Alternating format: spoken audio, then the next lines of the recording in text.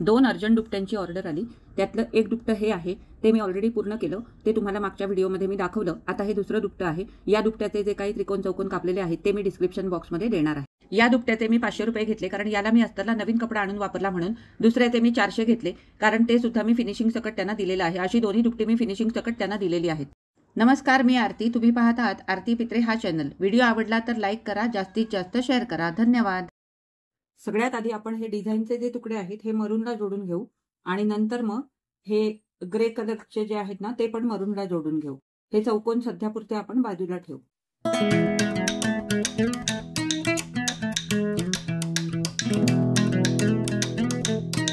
आता 2 डिझाईनसाठी मला हे 10 हवे होते, हे 10 झाले। आता आपण ग्रे जोडणार आहोत, आणि ग्रे आपल्याला 16 लागणार आहेत, तर हे ग्रे पण मी आता जोडून घेते।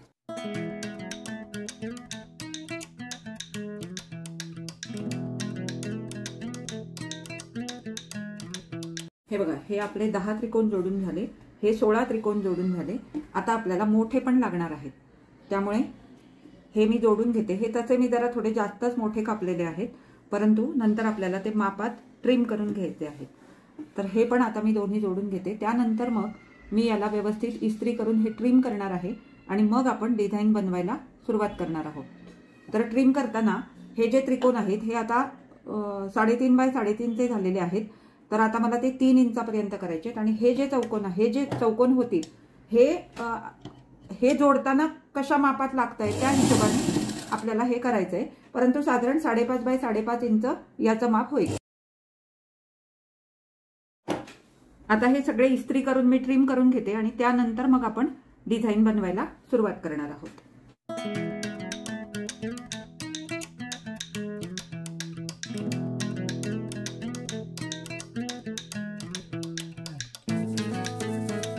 हे बघा, हे सगळे आता मी इस्त्री करून घेतले। आता मी हे मापात ट्रिम करून घेते। असे काही जोडलेले त्रिकोण वगैरे कट करायचे असतील ना, तर हे बघा, याला जी मधोमध रेघ आहे ना ही तिरकी, तर यानी ते बरोबर होतं। आता हे मला इथे हवं तसं ठेवता येतं। हे बघा, 1 2 3। आता हे मी इथून असं कापणार, हे असं करायचं, हे इकडनं कापायचं। हे झालं म्हणजे 2 बाजू आपल्या सेफ झाल्या। आता पुन्हा हे उलटं करायचं। आता इथे तुम्ही बघू शकता, हे बघा, 1 2 3 किंवा 1 2 3, तसंच इकडे 1 2 3। आता ही रेघ पण आपली बरोबर आलेली आहे। मग हे इकडनं कापायचं, आणि हे इकडनं कापायचं।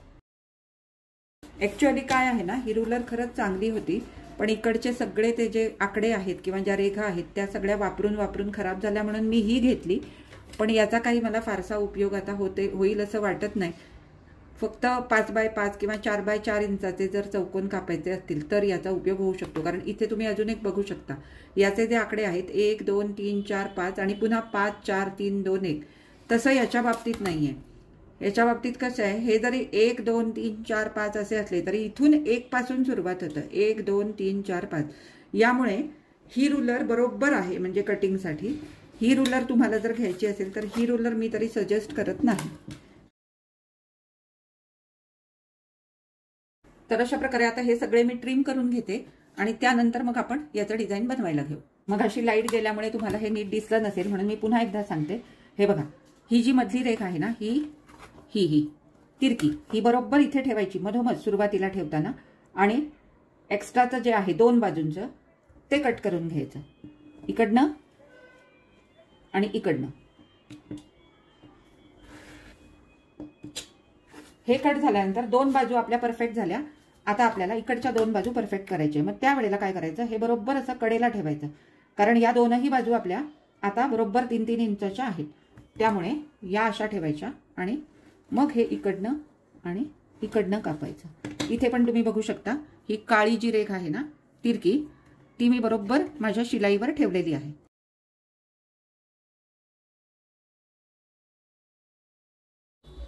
हे बघा, आता हे मी सगळे ट्रिम करून घेतले। आता आपण हे डिझाईन बनवण्यासाठी मशीनवर जाऊ। हे मी 6 बाय 6 इंचाचे केलेले आहेत। आता कसं होतं, हे काही वेळेला हे वाकडं तिकडं जरी थोडंसं गेलं ना, आपल्या मापाच्या बाहेर गेलं, आत गेलं तर मात्र काही उपयोग नाही, आत गेलं तर ते फेकूनच द्यावं लागतं, परंतु थोडंसं मापाच्या बाहेर गेलं तरी हरकत नाही। शिवताना ते आपण व्यवस्थित ऍडजस्ट करून घेतलं की आपलं डिझाईन व्यवस्थित येतं। चला तर आपण आता हे शिवायला मशीनवर जाऊ।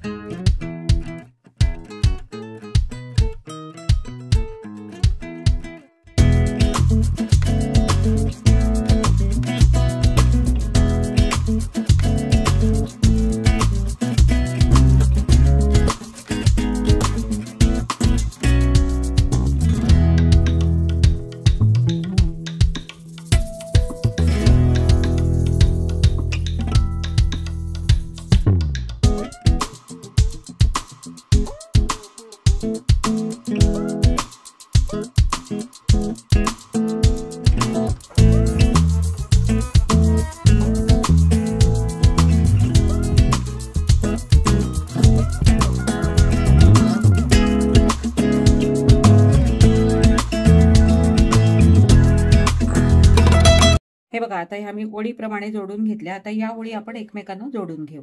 ओळी जोडताना या शिवणी मात्र आपल्या जुळल्या पाहिजेत.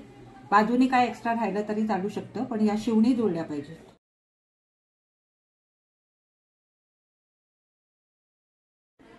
आता हे बघा, हे इथे मॅच होत नाहीये.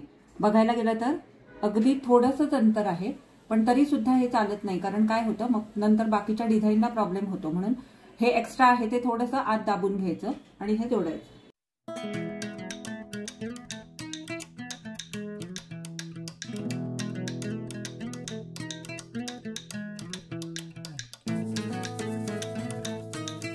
हे काय झालं बघितलं ना, हे असं होतं. म्हणून हे जुळणं खूप महत्वाचं आहे. माझंही थोडंसं दुर्लक्ष झालं, तर हे इथे मी आता दाबून घेते आणि मग मी हे आपण परत शिवू. हे थोडंसं इथे तिरकं गेलंय माझं. हे असं होतं काही वेळेला, तर हे आपण दुरुस्त करायचं. तर मग त्यासाठी हा एवढाच भाग उसवून चालणार नाही, हे पूर्ण उसवायला लागेल. हे मी थोडंसं इथे आत दाबून घेतलं, परंतु आता काय झालं, हे इथे ऍडजस्ट होतंय पण इथे प्रॉब्लेम येतोय. मग अशा वेळेला काय करायचं, हे दाबून घ्यायचं म्हणजे हे बरोबर याच्या मापात येईल. तर हे इथून घ्यायचं आणि हे थोडंसं इथून दाबून घ्यायचं. जास्त नाही आणि तिरकी टीप मारायची, म्हणजे काही लक्षात येत नाही, इथे झोल वगैरे काही पडत नाही. बरोबर तिरकी टीप मारायची. हे बघा, आता हे आलं बरोबर. तर आता हे एकमेकांना आपण जोडून घेऊ. ही बघा, अशी टीप मारायची तिरकी.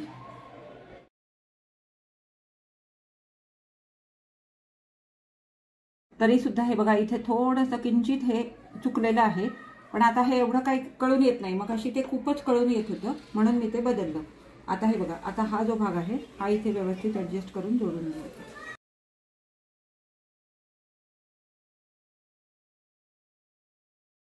हे बघा, हे अननसाच्या तुरा जो असतो ना वरचा, तसं डिझाईन तयार झालं. असेच मी अजून 3 केलेले आहेत. आता हे सगळे आपण ट्रिम करून इस्त्री करून हे आपण नंतर मांडू.